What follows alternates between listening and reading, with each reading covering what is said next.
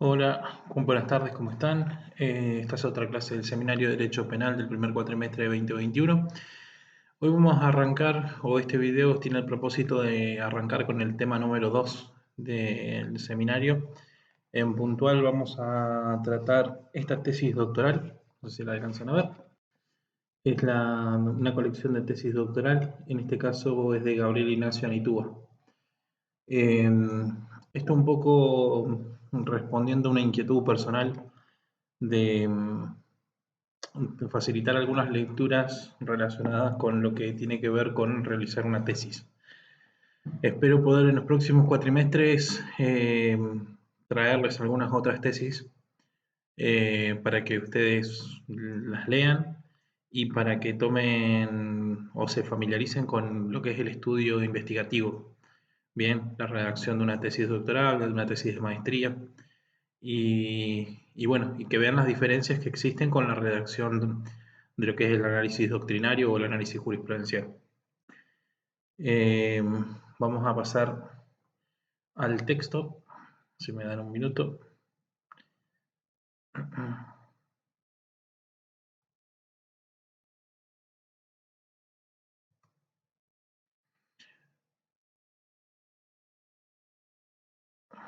Bien, como les decía recién, el texto es de Anitúa, se titula Justicia Penal Pública y un estudio a partir del principio de publicidad de los juicios penales. Bueno, estos son los datos de la edición. Bien. Vamos a saltarnos la primera parte de la presentación eh,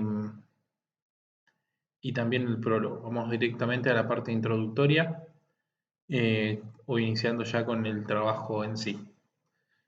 Eh, en el documento está la información, está el texto, así que ustedes pueden leerlo tranquilamente desde sus casas, pero bueno, vamos a pasar para lo que interesa a la clase directamente a la primera parte. Bueno, y se inicia con una introducción y en este sentido el primer punto nos habla sobre el juicio penal y el espectáculo. Es casi un lugar común indicar que la actual sociedad, que en las actuales sociedades, los medios de comunicación masivo adquieren relevancia mayúscula para todos los ámbitos vitales de los seres humanos. Parece innecesario añadir que también la adquieren en lo que se refiere a los sistemas penales y concretamente a lo que hace a la ceremonia significativa que se desarrolla en los juicios penales. El interés demostrado por los medios de comunicación y en particular la televisión al transmitir determinados juicios penales obliga a realizar una reflexión sobre el fenómeno que evite caer justamente en aquellos lugares comunes. Acá algo que es interesante o que muchos de ustedes ya se deben haber dado cuenta es el interés que tiene el ámbito penal o la justicia penal sobre, sobre muchos ámbitos de la comunicación. Eh, las noticias escritas, las noticias televisadas, la radio, las novelas, programas de televisión, documentales, eh, series y miniseries. Todo rodea el ámbito de la justicia penal y de una forma más genérica lo que se conoce como crimen. Bien, recordemos que no todos los delitos llegan a ser conocidos, o sea, al conocimiento de la justicia penal. Entonces, el delito posee un gran atractivo en lo que se refiere al común del denominador o al común de la gente. Bien, esto es algo que tienen que tenerlo presente y esto es un punto de inicio para la obra de Anitúa. Algo que quiero revisar antes de continuar es, este libro es del año 2003, aunque parezca mentira, ya casi han pasado 18 años desde que su publicación y otro tanto desde el inicio de la tesis. Así que bueno, pueden haber algunas cuestiones desactualizadas eh, a lo que es el trajín de la comunicación moderna, pero no pierde por eso vigencia. Habrá que adaptar algunas cuestiones relacionadas con la utilización medios de internet y de otros medios de comunicación digitales.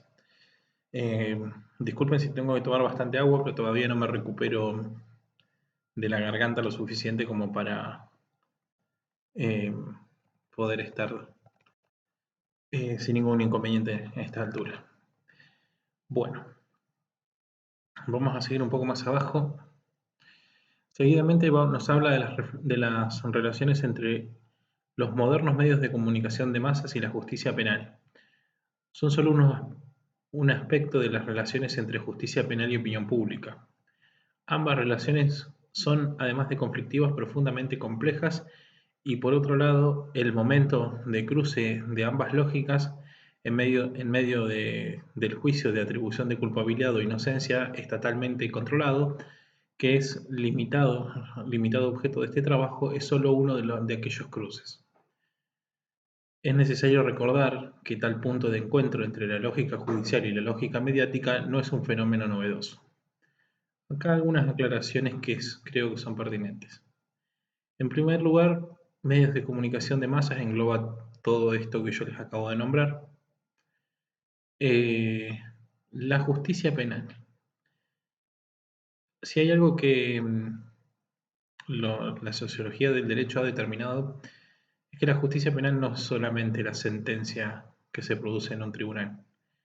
La justicia incluye el Ministerio Público de la Defensa, el Ministerio Público Fiscal en primer lugar, la magistratura y los organismos auxiliares.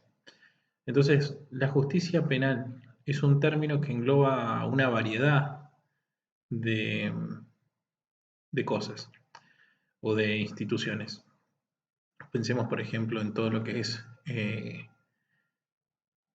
la policía, bien, las instituciones relacionadas con el ámbito policial, las instituciones relacionadas con el ámbito del servicio penitenciario, fuerzas de seguridad, si se quiere.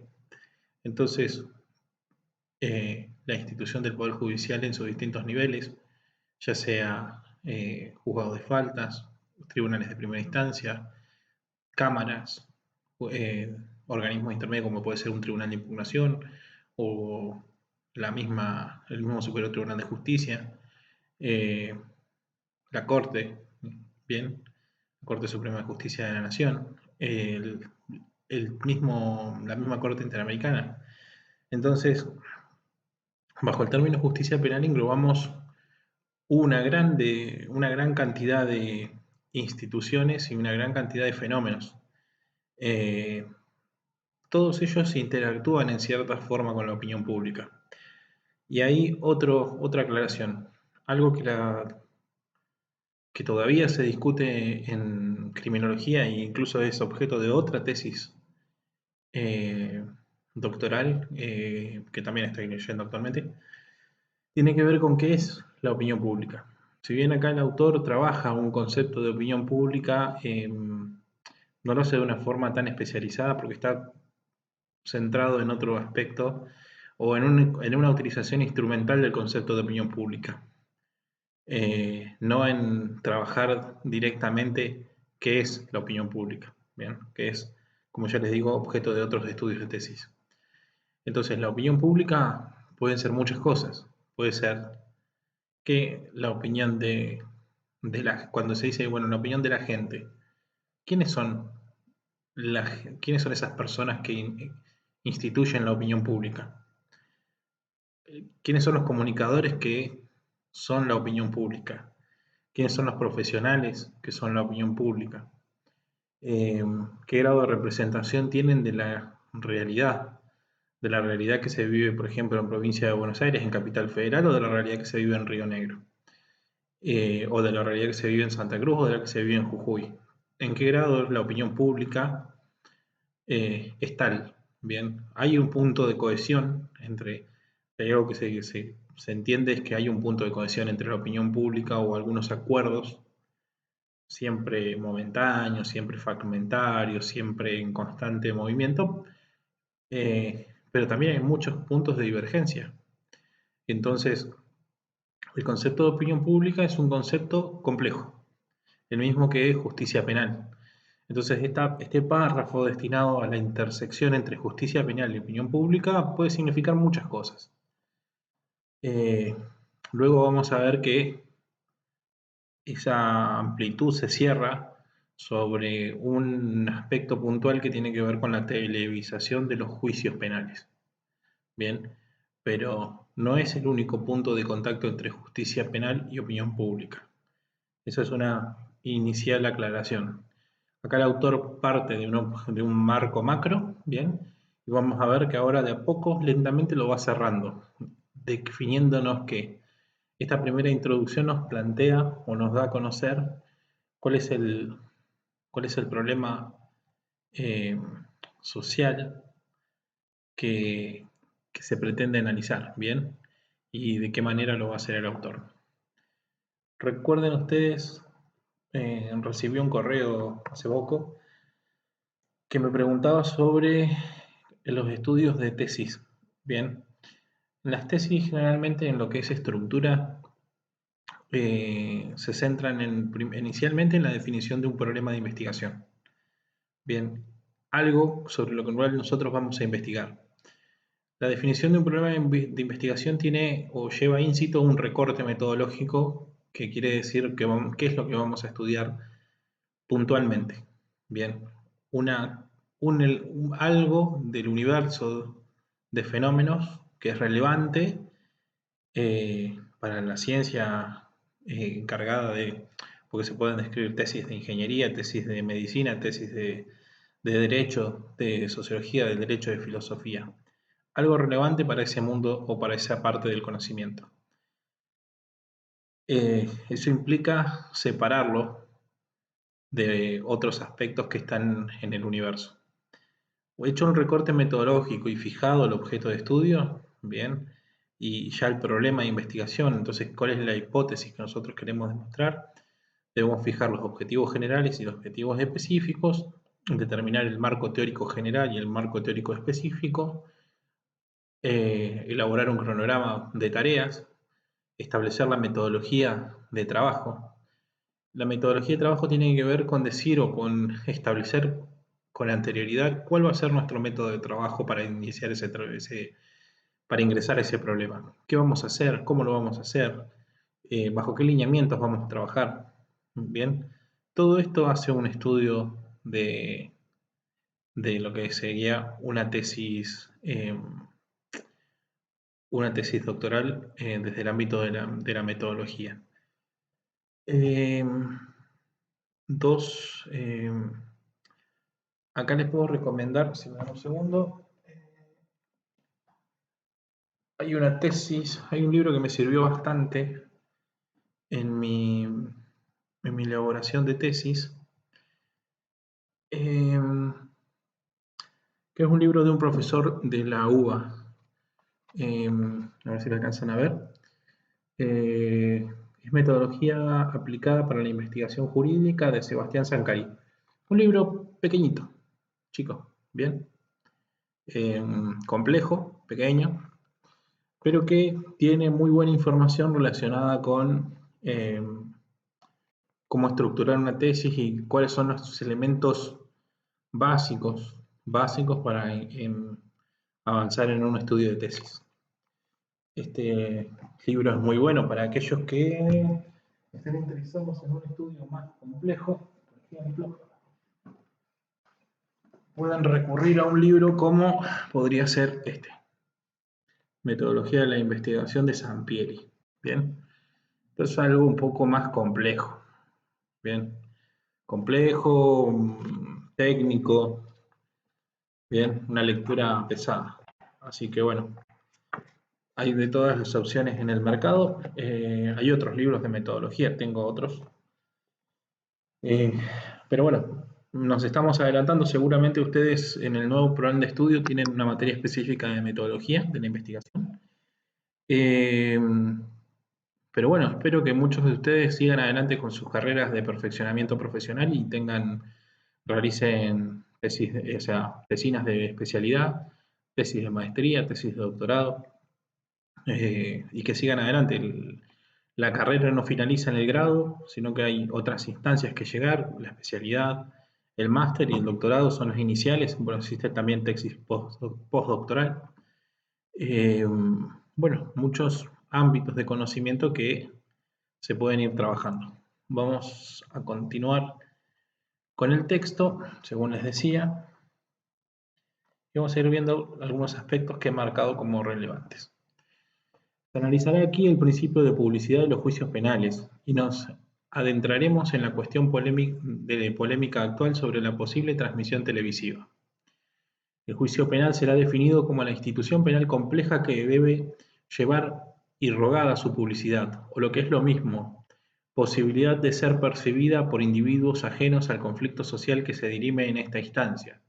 El juicio oral y público, como institución, no es meramente un procedimiento necesario para arribar a una solución, sino que se percibe aquí, en su conformación jurídica, como un drama o ritual donde se desarrolla un conflicto para intentar reducir su contenido violento. Esto va también en la sintonía de algo como lo que trabajábamos en el primer tema relacionado con Binder.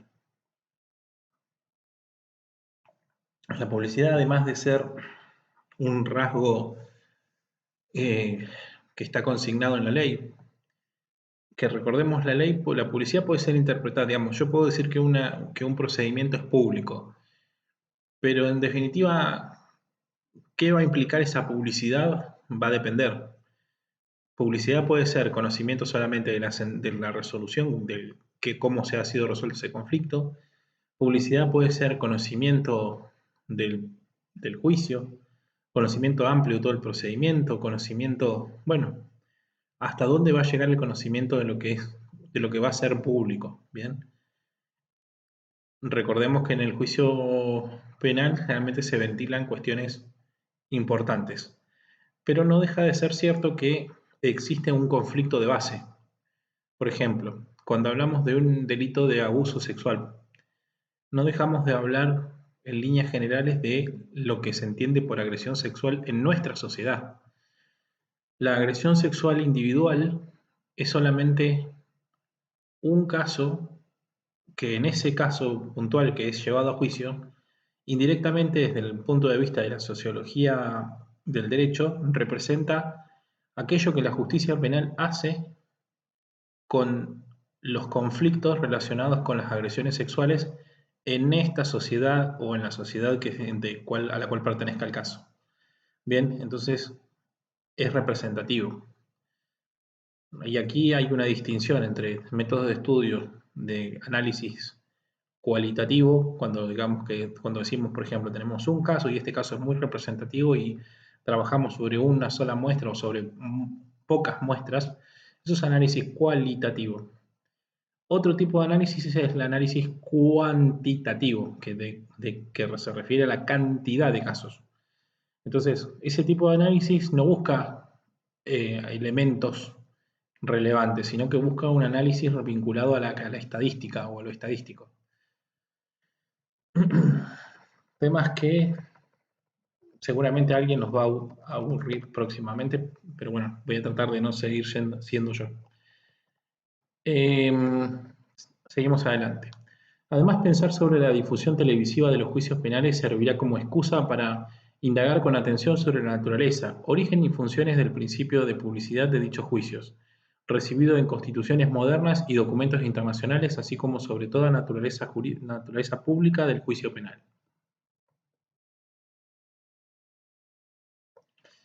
Probablemente se sospecha, no diste mucho de aquella imagen el papel que juega el público en el espectáculo del juicio penal y en la sociedad de masas el papel del espectador indiferenciado y anónimo que accede a visualizar los juicios penales incluso imperfectamente a través de los medios de comunicación. Acá por ahí no se alcanza a visualizar en el párrafo, pero el contexto es que ¿cuál es la publicidad? ¿Hasta dónde llega?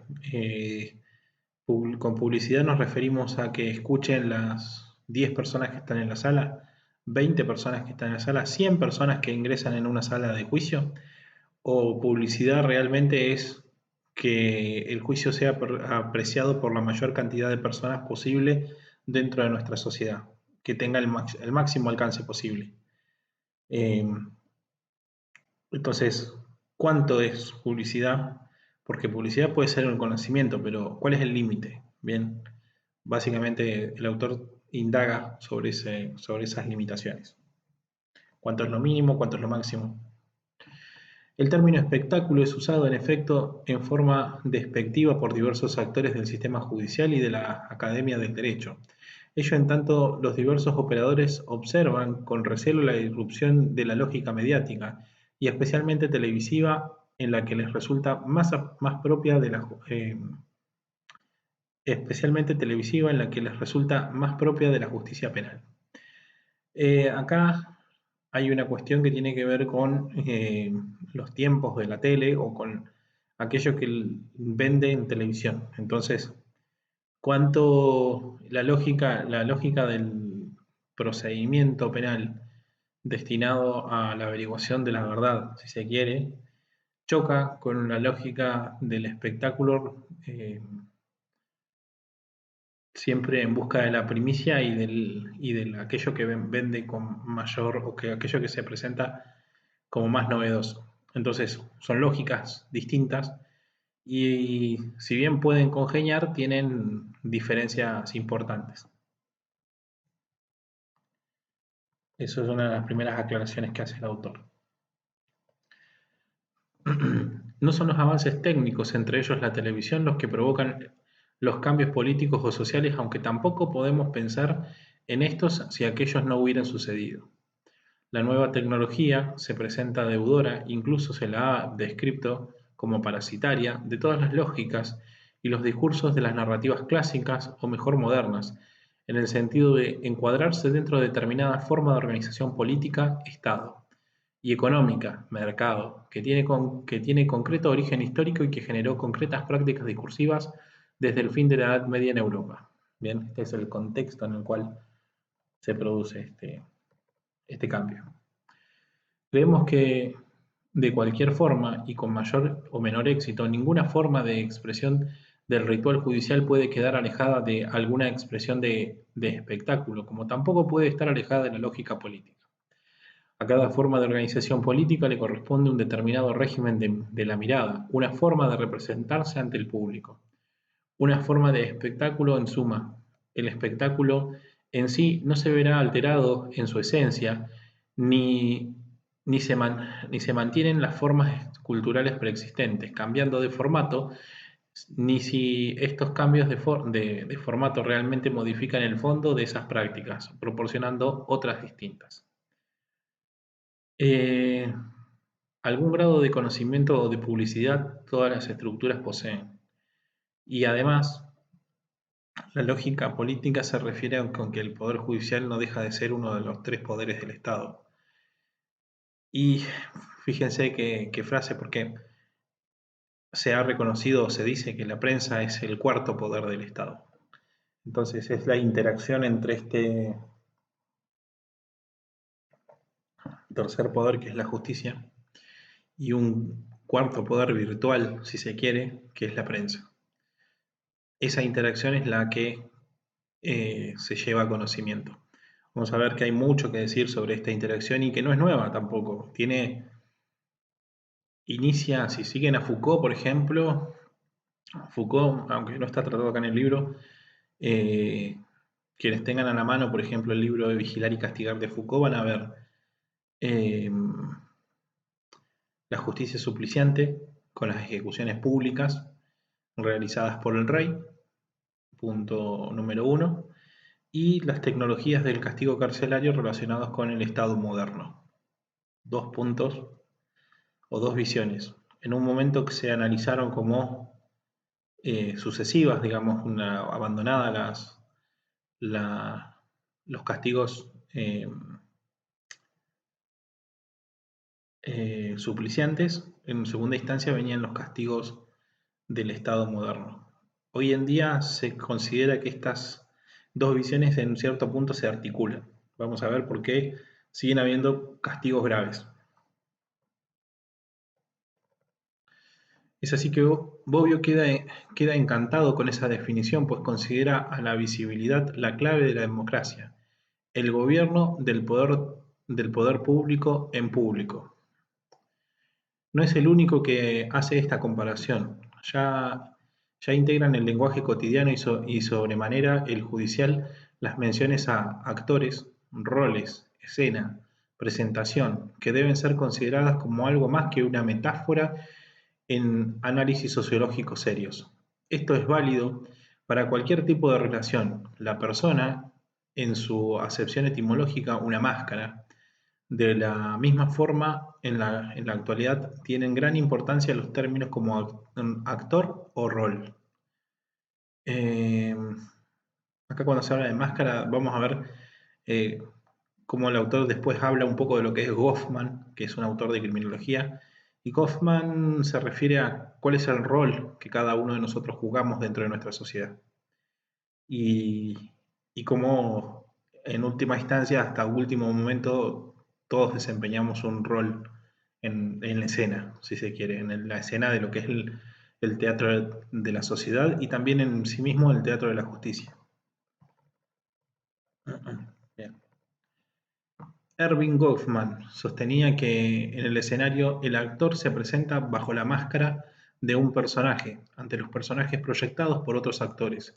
El público constituye el tercer partícipe de la interacción, un partícipe fundamental que sin embargo no estaría allí si la representación escénica fuese real. En la vida real, estos tres partícipes se condensan en dos. El papel que desempeña un individuo se ajusta a los papeles representados por los otros individuos presentes y, sin embargo, estos también constituyen el público. Sin público, no encontraríamos sentido a la acción social ni individual. Ello es trascendente cuando es la propia sociedad la que pretende interpelarse a sí misma, o cuando el Estado y sus instituciones otorgan una importancia mayúscula a la recreación de una sociedad, puesto que supone que de esta forma es posible tener alguna realidad que le dé sentido a su propia existencia.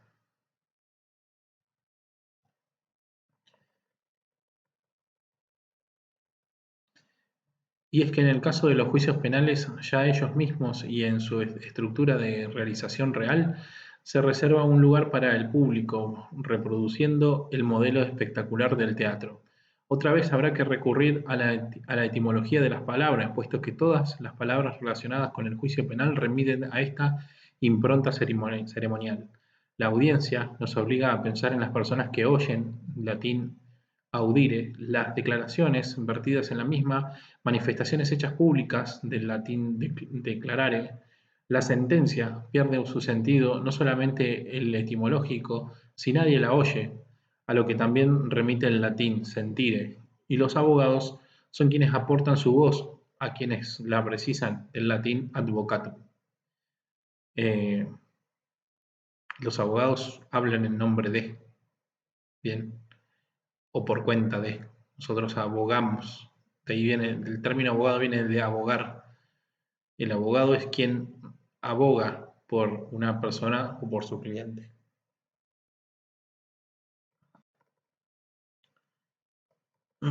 Efectivamente, ni la justicia ni ninguna otra práctica social escapa al modelo de desarrollo tecnocomunicativo. Ello hace evidente el que la justicia penal no puede evitar adquirir hoy un modelo o forma espectacular o teatral.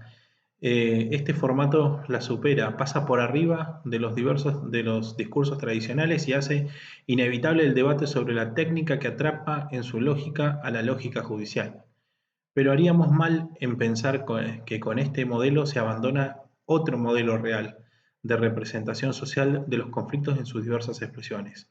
La tarea de decidir verdades, la justicia y también la política no se convierten en espectáculo en razón de la preponderancia de la televisión, y ni siquiera por el pensamiento liberal o por la aparición del Estado moderno, momentos que, como se intentará demostrar, importan notables desarrollos en actuales espectáculos de justicia penal, desde que se expresan los conflictos o los consensos en un grupo de personas. Independientemente de las formas expresivas que adoptan estos, tienen un componente espectacular.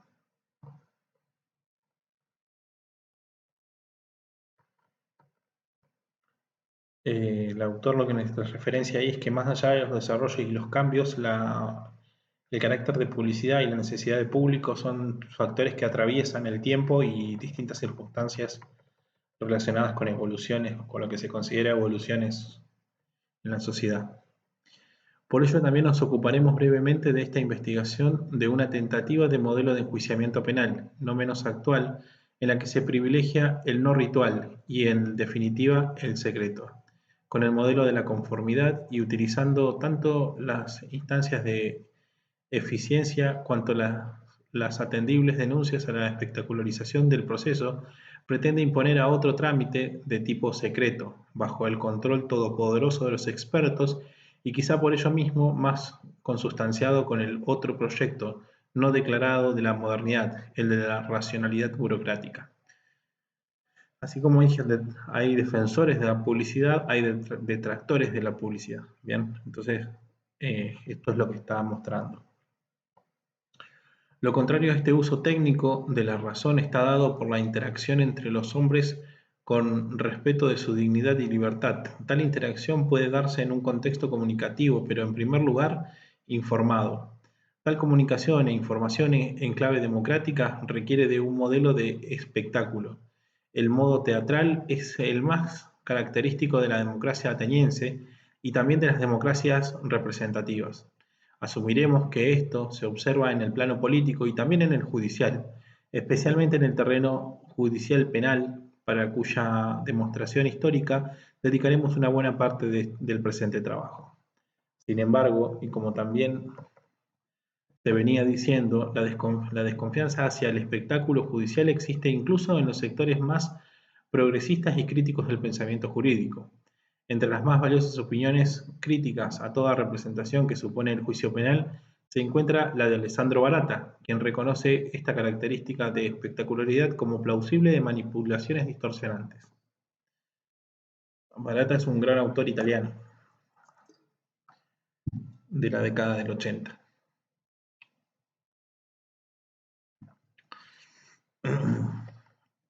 La desconfianza que produce la expropiación del conflicto o situación originaria no es la que se señala por el pensamiento abolicionista, que responsabiliza al juez o al Estado por colocarse en ese lugar y apropiarse así de ese conflicto. La expropiación del conflicto, que también la vimos en Binder, ¿bien? Que fue tratada en Binder, sino que incumbe también a un cambio en el público presente en la escena, que ya no estará integrado por los conocidos inmediatos, aquellos que pueden tener algún interés en la resolución del conflicto, sino que acá abarcará a toda la esfera de la opinión pública. Desde un punto de vista similar indicaremos que ello es inevitable desde que el Estado señala algunas conductas como de interés público y en el sentido de estatal, puesto que la presencia del público genera lógicamente complementaria del presupuesto de interés general que justifica esa estatalización de determinados conflictos. Haciendo un paralelismo, recuerda que vimos que Binder tiene 7 u 8 niveles de víctimas distintos, ¿bien? Concéntricos unos con otros. Unos incluyen a los otros. Entonces, estos niveles de víctima también en un punto también se pueden asociar a lo que es el interés. La publicidad también tiene que ver con esto, porque si yo en algún punto como sociedad, la sociedad toda es la damnificada por un delito, si afirmamos que toda la sociedad es damnificada por un delito, cuanto más interés puede tener toda la sociedad en conocer el resultado de un juicio en el cual se juzga ese delito que nos perjudicó a todos. Si entienden la analogía, cómo funciona el interés en esta situación. Entonces, eludir esa presencia del público manteniendo la presencia estatal fue y es la estrategia preferida por las instituciones para evitar estar ellas mismas sujetas al control y también al azar de su conclusión. La actual intervención de los medios hacia la cuestión judicial penal ha ampliado el número de las situaciones problemáticas públicas que el Estado excluía de su intervención judicial, pese a sostener lo contrario en sus propósitos legislativos. Algunas conductas de poderosos, de gobernantes, etcétera, que no eran criminalizadas, son ahora objeto de atención de los medios y luego, y luego se judicializan. El cambio del lenguaje público produce que lo que realmente tiene interés para el público deba adoptar el lenguaje de lo judicial. Al contrario, también esta circunstancia permitiría pensar que aquellos conflictos interindividuales que no requieren atención del público por su escasa relevancia social deberían, por qué no, ser tratados exclusivamente por quienes son sus originarios poseedores. Entendemos, creemos, al contrario de otras opiniones, que la justicia hecha pública a través de la transmisión televisiva no es una especie distinta de justicia estatal que se está transmitiendo por ese medio. Un juicio penal televisado no es otra cosa que un juicio penal, ahora conocido por más personas. Participará entonces de las contradicciones y ventajas de los juicios públicos previstos en el ideario liberal. El espectáculo tiene a su vez la ventaja de servir para recuperar viejas discusiones como la que apenas se ha insinuado aquí sobre la propiedad del conflicto y sobre la necesidad de las acciones perseguibles de oficio, y para rescatar la importancia que tiene la justicia penal como lugar para la expresión de conflictos colectivos.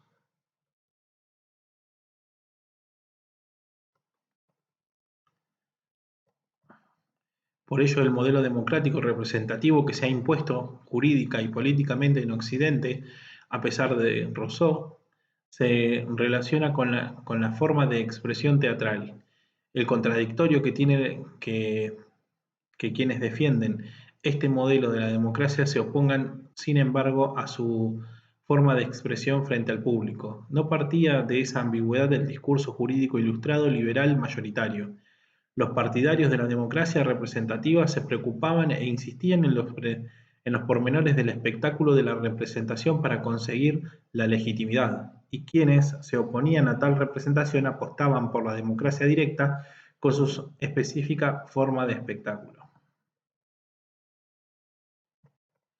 Los procedimientos secretos, opacos, encubiertos o con pretensiones de control sobre el azar, aun cuando fueran guiados por buenas intenciones, pero por vanguardias, expertos, iluminados o burocracias especializadas, nunca han logrado mantener por largo tiempo la confianza de los otros individuos y con ella la legitimidad. Más grave aún son las consecuencias autoritarias y de aumento de las violencias que se pueden percibir en la historia. La propia estructura del juicio previsto en los códigos procesales de la tradición continental y, como se ha dicho más aún, las reglas del juicio de la tradición anglosajona tienen bastante de significación del conflicto. El valor de lo escénico en la materia judicial penal es advertido por las reflexiones del penalismo de mayor vuelo en el ámbito europeo, por lo que el método comparativo se impone tanto desde la perspectiva del derecho o la jurisprudencia como desde la producción teórica de otros ámbitos estatales. De la teatralidad se deduce la necesaria publicidad del juicio y pensamos que este principio, con las características políticas y jurídicas que hoy tiene, es un producto de las reflexiones sobre el punto en un determinado momento histórico. El castigo ha cesado poco a poco de ser teatro. Así se explica el nacimiento de la institución penitenciaria, que reinará dentro del mundo del castigo propiamente dicho y se realizará en forma privada, por oposición a pública o a la vista de todos.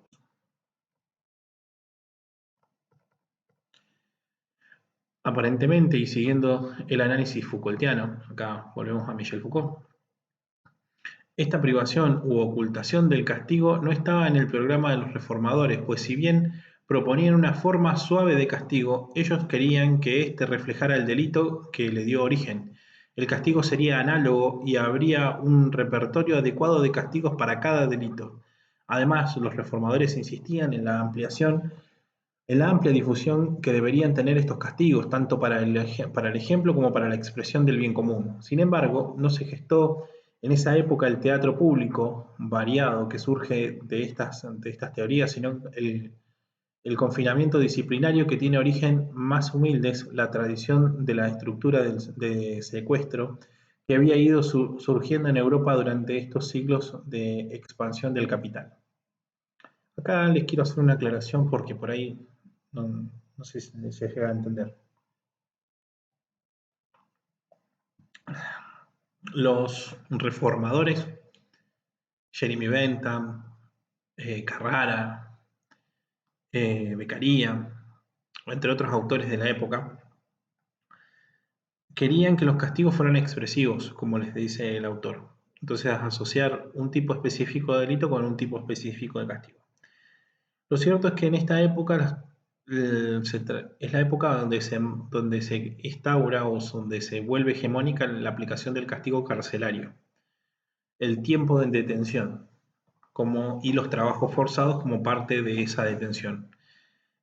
Esa transformación es realmente un cambio, porque cuando les habla acá de la estructura de secuestro, se está refiriendo a que ustedes, por ejemplo, antes de ser sancionados, mientras el verdugo tenía que venir a la ciudad a cortarles la cabeza en la plaza pública, ustedes quedaban detenidos.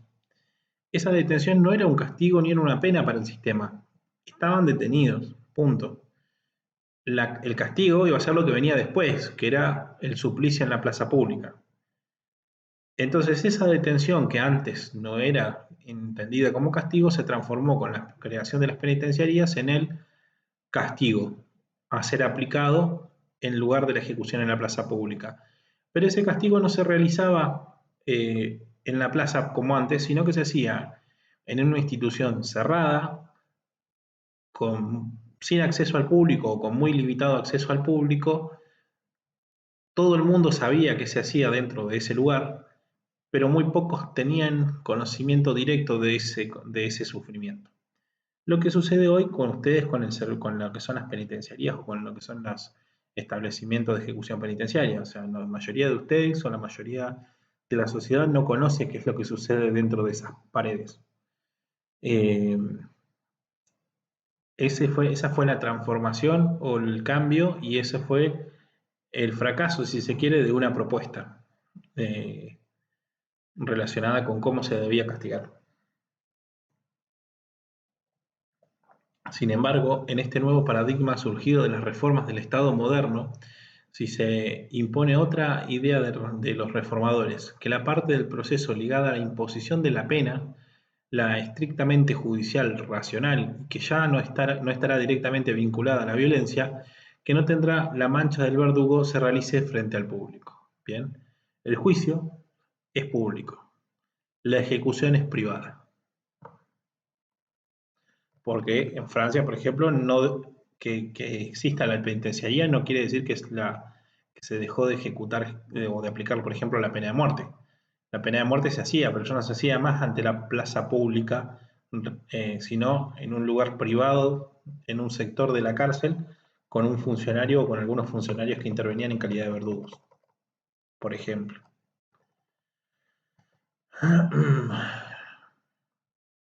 No el castigo, sino el juicio está diagramado para ser y tiene posibilidades de lograr un espectáculo.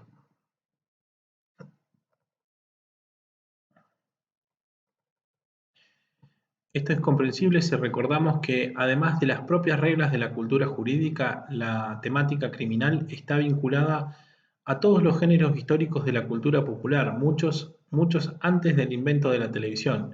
El caso judicial y policial están estrechamente vinculados a la novela Enigma, las historias por entregas de los periódicos decimonónicos y previamente a los relatos populares de la primer modernidad y a los cantares de gestas medievales. Si ustedes se ponen a pensar, por ejemplo, la buena parte de las historias bíblicas de distintas culturas eh, están relacionadas con la comisión de cierto tipo de algunos delitos graves y otros no tantos. Entonces, fíjense hasta qué punto el delito atraviesa incluso eh, el conocimiento religioso y cómo muchas religiones incluso prescriben cómo se debe sancionar cierto tipo específico de delito. Entonces, el delito y lo público está, y el interés el interés por conocer, por manejar esta información, existe desde tiempos inmemoriales, si se quiere. Como hemos dicho, la relación entre la justicia penal y los medios de comunicación de masas, especialmente la televisión, se halla en tensión constante. Las características intrínsecas de la institución judicial están lejos de ser idénticas a la institución televisiva. Sus objetivos son difícilmente conciliables.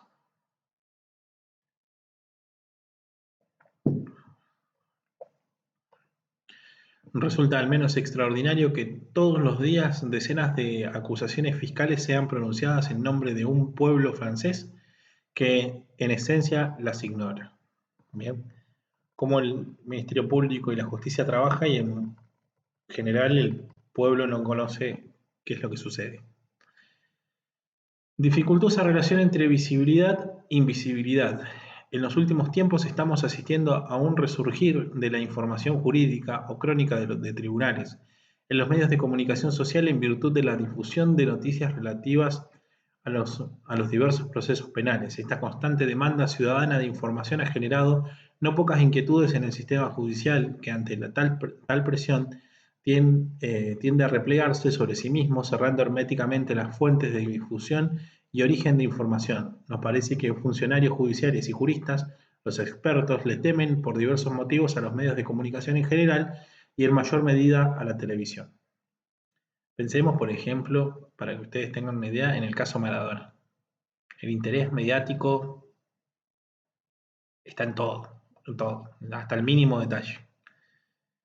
Y no deja de ser un procedimiento judicial en el cual hay que velar primero por los intereses de las partes en el procedimiento y bueno, después en segundo lugar por el interés público.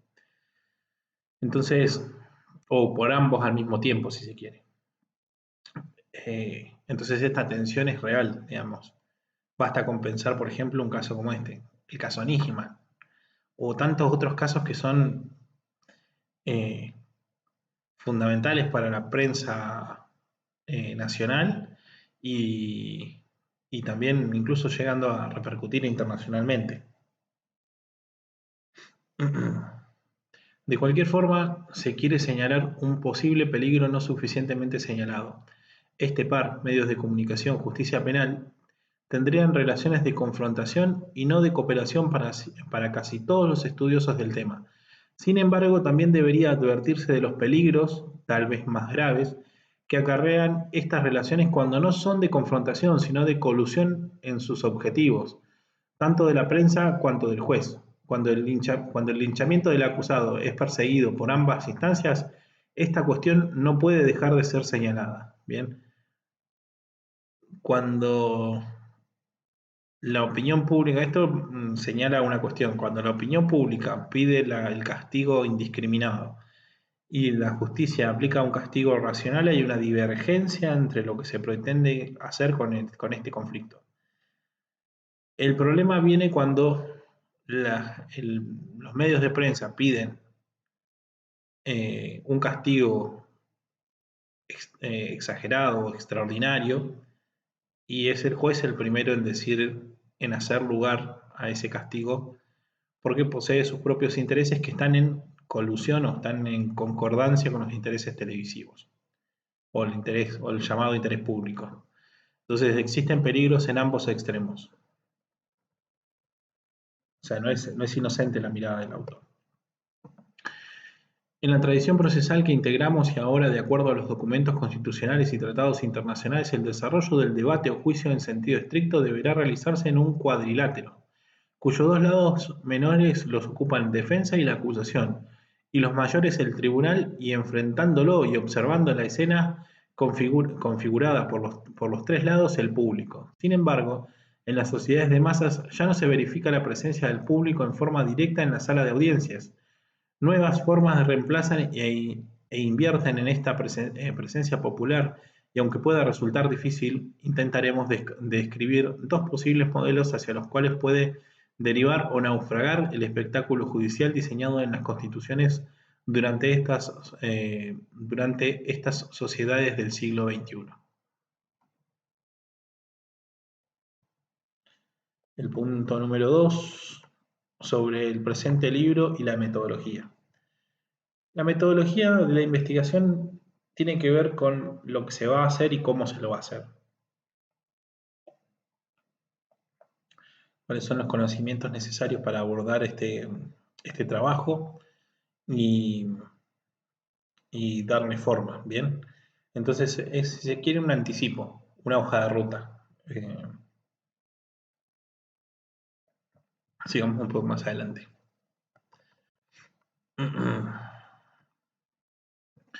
Hasta los detractores del fenómeno de entrecruzamiento de las lógicas punitiva y mediática afirman que existe una simbiosis, una alianza impia entre los medios de comunicación de masas y la sociedad, que configura lo que se conoce como opinión pública.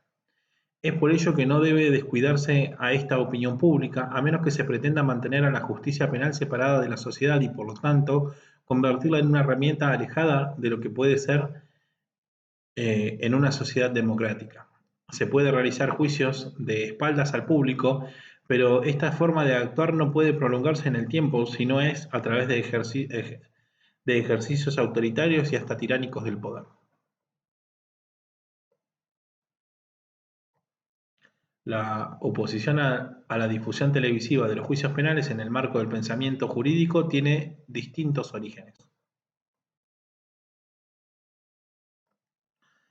La apuesta por la visibilidad también puede convertirse en una estrategia superadora, puesto que este tipo de enjuiciamiento con características teatrales podría servir para entender de una vez a las víctimas en sus necesidades y de expresión de sus emociones.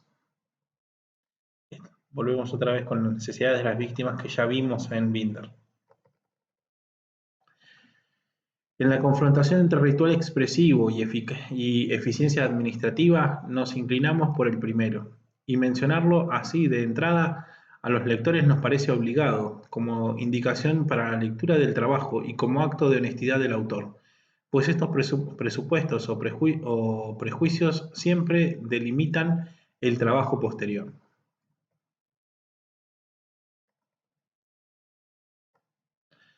Se hace necesario realizar un estudio sobre los ordenamientos jurídicos vigentes, históricos y comparados, que describen o se acercan al problema del juicio penal y su publicidad, en particular de su difusión pública a través de la televisión. ¿Por qué habla de los ordenamientos jurídicos comparados? Porque ante un mismo problema social, simplemente digamos, ante un mismo problema social, todas las sociedades pueden producir soluciones similares o soluciones distintas. Ante el problema del consumo de marihuana, unos reaccionan prohibiéndola, otros legalizándola, otros adoptando una posición intermedia. Para otros es un grave pecado. Entonces, todas las sociedades, existe un problema social que puede ser el consumo de marihuana, los ataques sexuales, los homicidios, no sé, el problema que se les ocurra a ustedes que socialmente podemos tener, la violencia en las canchas, la violencia en la televisión, la violencia en las aulas, etcétera. Un problema social al cual nosotros le buscamos una solución específica. Entonces, lo mismo sucede con esta cuestión relacionada con la publicidad y el uso de la televisión. Hay soluciones distintas y deben ser para todos los gustos. Entonces, comparar y estudiar cómo funcionan, cómo han funcionado, porque otra cuestión que es importante decir es que si en los sistemas, en los lugares donde se dan esos comportamientos, funcionan. O sea, a Estados Unidos le funciona prohibir y a Holanda le funciona legalizar. Entonces, de alguna forma funcionan o siguen funcionando. Entonces, ¿cómo conviven estos y cómo podemos comparar una sociedad con la otra para saber por qué pasa lo que pasa en ese lugar? Se ha elegido trabajar sobre la difusión televisiva de los juicios penales, ya que en esta relación entre televisión y justicia penal se adivina cuestiones políticas, sociológicas y jurídicas fundamentales para nuestra vida en sociedad, y porque no parece razonable que desde la universidad se evite reflexionar sobre problemas de candente importancia sobre la sociedad por dificultades metodológicas atribuibles a los compartimientos estancos que han creado su propia estructura corporativa. Acá les va a hablar un montón de cómo se critica la división del conocimiento. Conocimiento sustancial del derecho penal, conocimiento procesal, conocimiento criminológico, ámbitos cerrados de conocimiento que no se relacionan, llegan a un punto de no relacionarse entre sí. Entonces se desaprovecha el potencial que existe de la relación o del intercruzamiento de visiones de lo que es cada ámbito del conocimiento, que en definitiva no dejan de ser ámbitos del conocimiento que abordan desde puntos de vista distintos un mismo problema social o un mismo fenómeno social.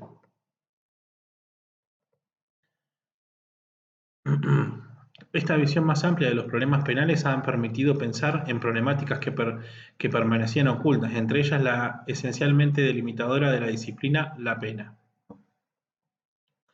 Por el contrario, la relación entre el derecho procesal penal y el derecho penal es tan estrecha que incluso podríamos decir que no hay tal relación, sino que son formas de estudio de una y la misma cosa. Esta cuestión de cómo dividimos el derecho. Ambas distinciones, la de lo procesal penal con lo penal y la de lo procesal con lo político y social, forzadas en el siglo XIX por la política educativa y la aquiescencia posterior de algunos profesores, no son inocuas ni inocentes.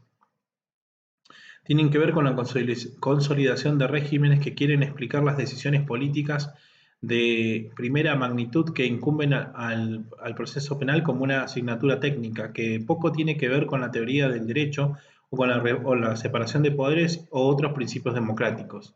Esa pretensión de una disciplina técnica encubre a veces en forma evidente determinada ideología contraria a los principios democráticos o que prefiere con ese artilugio escapar a tomas de posturas decisivas en defensa de las libertades públicas e individuales.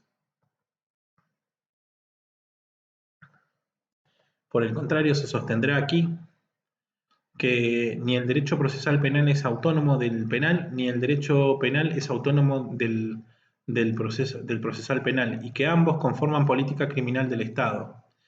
Conforman la política criminal del Estado. El derecho procesal penal requiere de especial atención porque parte de los investigadores que deberán elaborar nuevos enfoques que, por su especial impronta sobre los derechos humanos y la organización institucional de los conflictos y las violencias. La idea de sistema y la función del garantismo. Eso mírenlo después. Les va a servir. Entre las formas de control penal encargadas de prohibir ciertas conductas y también de reforzar y difundir ciertos valores se encuentran las normas penales y también las procesales penales, siendo quizás estas las que tengan más incidencia sobre la cercanía con el público. Desde luego, son también las más cercanas al acusado, ya que son estas las que afectan más directamente la vida de los individuos. Tan es así que las normativas constitucionales, las primeras de ellas de raigambre liberal, y desde entonces todas, hacen expresa alusión a cuestiones del derecho procesal del proceso penal como garantía de los individuos frente al Estado antes que a cuestiones del derecho penal sustantivo, que de todas formas queda limitado en su desarrollo por el principio de legalidad. Dos observaciones. Primero, ciertamente el principio de legalidad o el principio del debido proceso está legislado en la Constitución y en los tratados internacionales ampliamente, debido proceso. En tanto al principio de legalidad limita al derecho sustantivo, ¿por qué? Porque todo aquello que no está prohibido está implícitamente permitido. Entonces, lo sustantivo es limitado, ¿bien? En cambio, el derecho procesal es siempre una discusión constante. La sociología jurídico-penal como ámbito de reflexión en el que se acercan al conocimiento de lo que el poder penal realmente es y se aleja de las abstracciones propias de la ciencia encerradas en sí misma, ha permitido el acercamiento otra vez de aquellas disciplinas separadas artificialmente. Se señalaba que el concepto de sistema penal es importante pues permite reformular tanto el sistema mismo como las herramientas para su conocimiento. Desde esta reflexión más amplia se puede reformular la manera reductora de encarar la cuestión criminal, realizada por la dogmática penal desde las cátedras de derecho penal y también transformando en un análisis meramente instrumental del trámite y no del juicio de las del derecho procesal penal.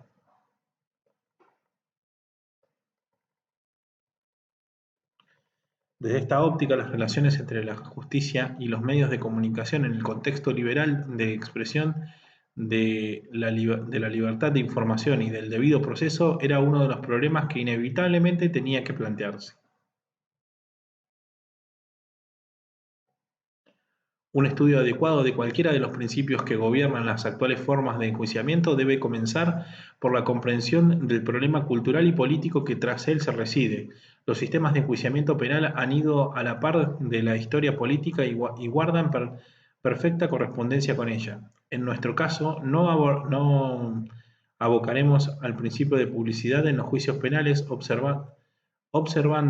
nos abocaremos, perdón, en nuestro caso nos abocaremos al principio de publicidad en los juicios penales, observando cómo se ha manifestado en distintos momentos históricos. No se nos escapa que el concepto de publicidad está caracterizado por su historicidad.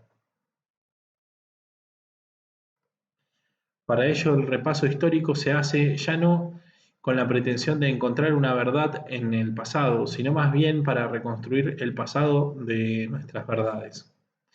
Esta aclaración resulta importante si consideramos que la presencia de público en la actividad de juzgar ocurría y era admitida mucho tiempo antes de que se realizara sobre la función que tenía en el proceso el principio de publicidad. No es fácil discernir cómo esta presencia se transforma de simple hecho característico de la justicia en una compleja teoría política. Como hemos dicho, en esta cuestión en la que convergen lo jurídico y lo comunicativo, más que en otras resulta trascendente el derecho comparado, atento a la universalidad del fenómeno mediático en la actualidad que ha llevado a hablar de una aldea global o globalización, para denotar con términos creados para otros fines el resultado de la revolución tecnológica de fines del siglo XX. Ese proceso de internacionalización llevaría a pensar en una posible homogeneización de los fenómenos sociales y de sus respuestas jurídicas. Sin embargo, como se verá, la forma de resolver las cuestiones de la posible televisación de los juicios penales varía mucho en los distintos estados y jurisdicciones que se analizarán. Estas diferencias constituyen lo fundamental del derecho comparado.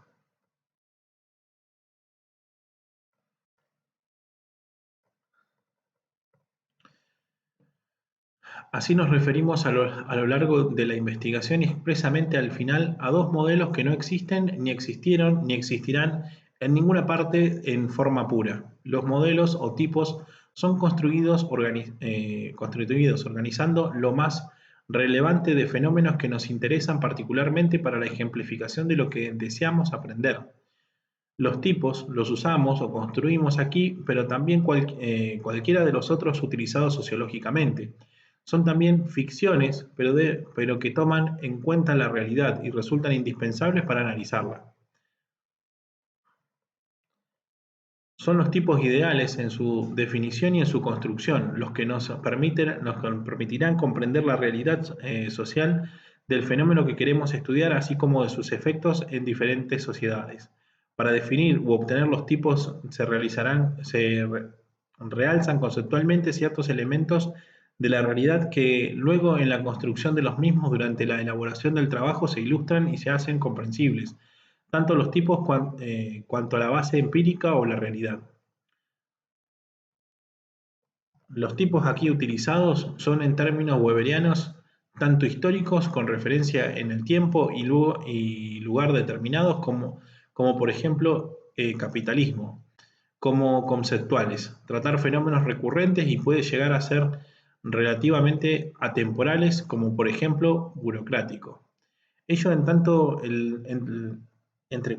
entrecruzarán análisis de tipo comparativo en distintas sociedades dentro de los cuales cabrá redefinir, pero no en sus rasgos esenciales, a los tipos adoptados. Por otro lado, también se cruzarán otros planos no previstos para ello por Weber, ya que a veces se hará referencia a un plano normativo y en otras al descriptivo.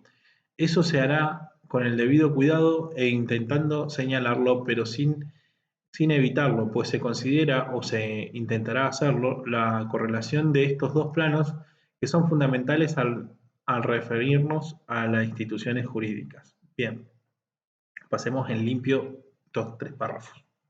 A ver. Cuando les habla de tipos ideales o de tipos, les está hablando de conceptos abstractos, bien, o conceptos complejos construidos. Capitalismo, socialismo. Capitalismo barra socialismo. ¿Cuál es el capitalismo puro? ¿Cuál es el socialismo puro?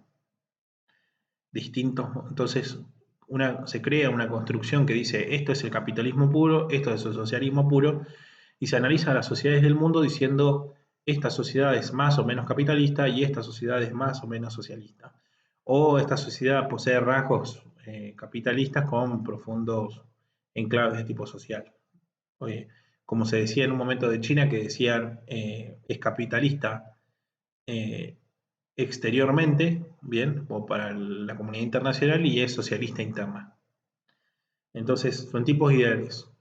La burocracia también es un concepto, el ideal burocrático, el ideal político, democrático. ¿Qué es democracia? ¿Qué es democrático? ¿Hasta cuánto sí es democrático o cuánto es democrático popular o cuánto es democrático? Son conceptos, digamos, que hay que predefinir. Muchas veces muchos trabajos de investigación parten de decir, en este trabajo vamos a considerar que burocracia es, y dicen lo que se va a considerar de burocracia. Entonces ya tenemos un punto de anclaje para trabajar. O en este trabajo nos vamos a referir al concepto de capital dado por Marx en su obra El Capital. Bueno, entonces tenemos un punto de anclaje o un concepto para trabajar, pero no deja de ser ideal. Eso es lo que refiere el autor. No existe o se construyó en algún momento histórico, bien, la burocracia francesa del siglo XVIII, la burocracia francesa del siglo XX, la democracia ateniense, greco-ateniense, la democracia romana. Estamos refiriéndonos o a algo que existió en algún momento histórico y del cual tomamos algunos elementos porque tampoco lo conocemos en su completitud y presuponemos estos elementos y damos explicaciones de esa condición histórica, o directamente tomamos un concepto y lo construimos de cero o lo construimos en base a lo que dijeron otros autores. Esos son tipos ideales, ¿bien? Y que es un insumo necesario para poder trabajar sociológicamente hablando, jurídicamente hablando también. Digamos, la mayoría de las ciencias sociales trabajan con tipos ideales.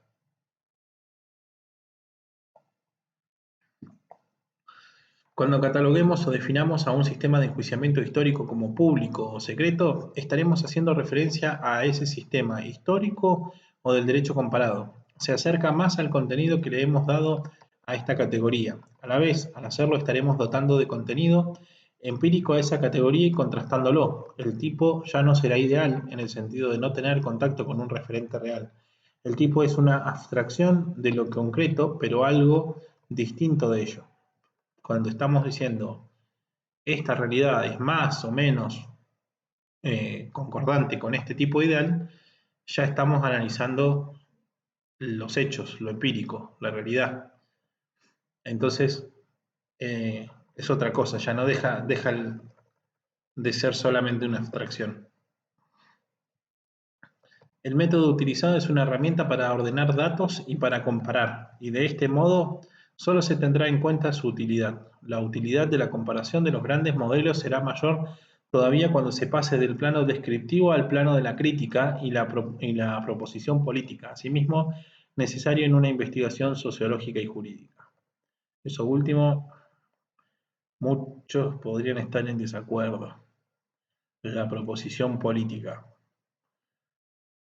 Defensores de la proposición política como objetivo de la investigación y otros que dicen, mire, la proposición política no es un trabajo en la investigación es conocer. La proposición política, bueno, hágala en una segunda instancia, en un trabajo posterior. No le dé el nombre de científico, será su opinión. Aunque, bueno, cualquier trabajo de investigación no deja de ser también la opinión del autor, en cierta forma. Una complejidad adicional para utilizar este método en nuestra investigación proviene de que muchos de otros conceptos utilizados y que no podrían dejar de utilizarse son también de construcción ideal, como las nociones de feudalismo, capitalismo, burocracia, sociedad de masas, etc. Y además de la correspondiente tendencia buscada, también precisa de otros dos modelos ideales como los de cultura jurídica autoritaria y cultura jurídica democrática. Estos conceptos, como los otros mencionados, más arriba tienen la ventaja de estar ya más incorporados a la discusión política y científica, y por lo tanto muchos podrían estar de acuerdo en lo que señalan, pero tienen la desventaja de poseer una carga de valor negativa y positiva respectivamente que llevan en ocasiones a más de un equívoco. Ahí habla de otro aspecto de los modelos ideales, que es la carga, cómo se ve, o sea, yo digo democrático, entonces todo el mundo, o sea, el discurso político orientado a no, porque hay que ser democráticos o la democracia de esta resolución. Entonces, íncitamente ese método es democrático, es más democrático, entonces todos aplaudimos. No, este método es autoritario, entonces la carga negativa, entonces no, bueno, esto hay que pensarlo, ¿no? ¿Se entiende? Digamos, cuánto es positivo y más negativo y cómo muchas veces se utilizan estas cargas emotivas de lo positivo y lo negativo para solapar cuestiones de la realidad, digamos. Yo con notando algo positivo o negativamente le hago que sea aceptado o rechazado por la sociedad. En concreto, los contenidos de la categoría de proceso penal públicos serán aquellos relacionados con la audiencia penal efectivamente visto por terceros ajenos al público, de tipo oral, participativo, de gran importancia, formalizado mediante reglas que sean conocidas por tanto por los actores cuanto por los espectadores. Un espectáculo, además, que teniendo reglas preordenadas no tenga resultado final previsto de antemano. Bien, no tenemos que saber qué va a pasar con ese juicio. Si vamos al juicio sabiendo que va a haber una condena, no hay juicio.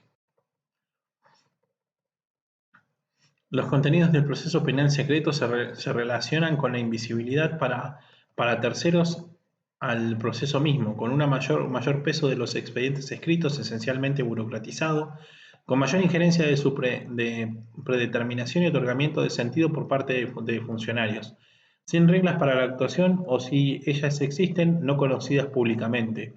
Un no espectáculo en lo que el proceso no es importante en sí, sino por los resultados que espera obtener. Por ello, funcionalizable para conseguir más resultados y a menor costo. A pesar de que la metodología expuesta nos obliga a utilizar los modelos o tipos ideales señalados como meros instrumentos y no como un fin en sí para la investigación, no se ha visto como posible ni deseable dejar de lado el posicionamiento político del autor con respecto a las consecuencias políticas de dichos modelos.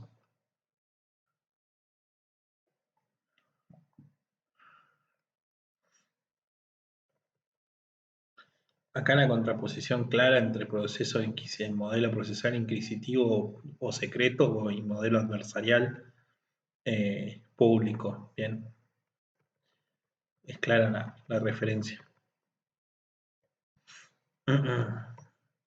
Si el compromiso político es inevitable en el caso de cualquier científico social y de otro tipo, resulta mucho más importante e inexcusable, y por otro lado ineludible en el caso de los científicos que trabaje con el derecho. El jurista tiene que estar en situación de obtener un punto de vista político con el contenido del derecho, a fin de poder responder a las soluciones jurídicas propuestas en vez de formular respuestas de extraños expresados teóricamente. Se menciona aquí la crítica a la falsa neutralidad de la tarea intelectiva, ya que el compromiso es parte necesaria de la metodología.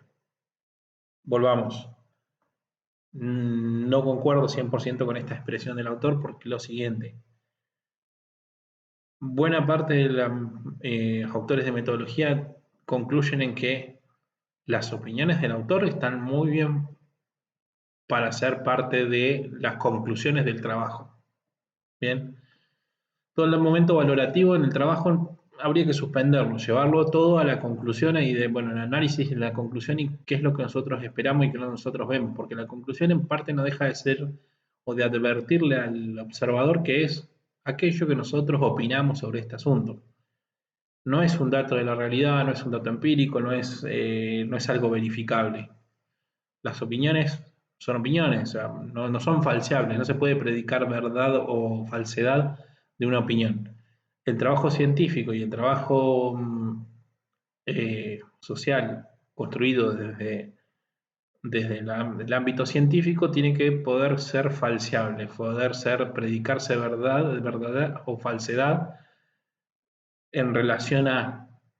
Entonces yo puedo decir, alguien que lea exactamente el mismo trabajo que yo leí, si revise los mismos autores que yo leí, puede decir, no, mirá, acá usted está diciendo un disparate porque, bueno, esto no es así. Ahí, o puede decir, bueno, no, en realidad esta es hay que ver una posición superadora. Ahí sí estamos hablando de conocimiento, de otro tipo de conocimiento científico. Y muchas investigaciones pueden concluir no en respuestas, sino en más interrogantes. Entonces, esta cuestión de la militancia o el compromiso político del investigador, no les digo que no, pero yo lo tomaría con pinzas. ¿Sí? Así sería algo que yo tendría en cuenta. Pero bueno, el compromiso político del autor en los abogados es casi la regla, les diría. Bueno, vamos a seguir en la próxima clase con la segunda parte y los antecedentes históricos premodernos de la institución. Espero no haberlos aburrido mucho y nos estamos viendo en la próxima clase que va a ser eh, a la brevedad. Esta semana, de ser posible, ya estoy recuperado al 90% de lo que fue el COVID, así que espero en esta semana poder avanzar ya con las clases que me están faltando y cumplir con con toda la carga necesaria para terminar de dar los temas y poder avanzar ya en la corrección de las monografías. Quedo a su disposición para cualquier consulta. Vi que tengo algunos correos que contestar. Brevemente voy a estar haciéndolo en los próximos días. Les mando un saludo y nos estamos viendo la próxima clase.